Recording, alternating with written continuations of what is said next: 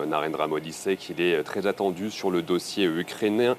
Il a d'ailleurs indiqué qu'il allait faire part, je cite, de la perspective de l'Inde au sujet de l'Ukraine et que sa visite survient à une période où l'Europe est confrontée à de nombreux défis. C'est peu dire que la position de New Delhi depuis l'invasion russe a fait l'objet de nombreuses critiques. L'Inde affirme de son côté bien que sa position a toujours été claire, que New Delhi a toujours appelé à un cessez-le-feu immédiat, une résolution par la diplomatie et par le dialogue. Mais pour autant, comme vous l'avez souligné, l'Inde s'est toujours abstenue au moment de voter des résolutions, des sanctions contre la Russie. Plus récemment, le gouvernement indien a même annoncé vouloir acheter du pétrole brut à bas prix auprès de Moscou. Car il faut rappeler une chose, c'est que les relations entre New Delhi et Moscou, elles sont historiques, elles datent de plus de 70 ans. Et surtout, il faut rappeler que la Russie est le premier fournisseur d'armes de l'Inde. Et depuis 2 mois, ce que l'on peut voir ici en Inde, c'est que chacun des deux camps tente de renforcer ses liens avec New Delhi. Il y a eu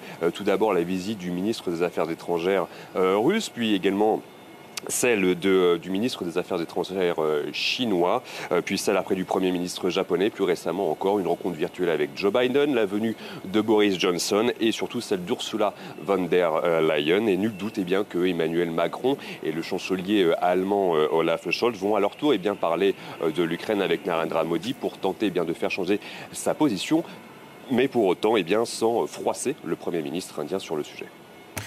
Alban, Narendra Modi espère, comme il l'a dit, renforcer lors de cette visite l'esprit de coopération avec ses partenaires européens. Oui, c'est une tournée européenne au pas de course. 3 pays en 3 jours et avec au moins 25 rendez-vous prévus. Le Premier ministre indien est donc arrivé en Allemagne ce matin, où il va rencontrer le chancelier Olaf Scholz. Puis il s'envolera donc à Copenhague pour participer à un sommet réunissant l'Inde et les pays nordiques. Et enfin, jeudi, Narendra Modi rencontrera Emmanuel Macron à Paris. C'est sa 4e visite en France depuis 2015.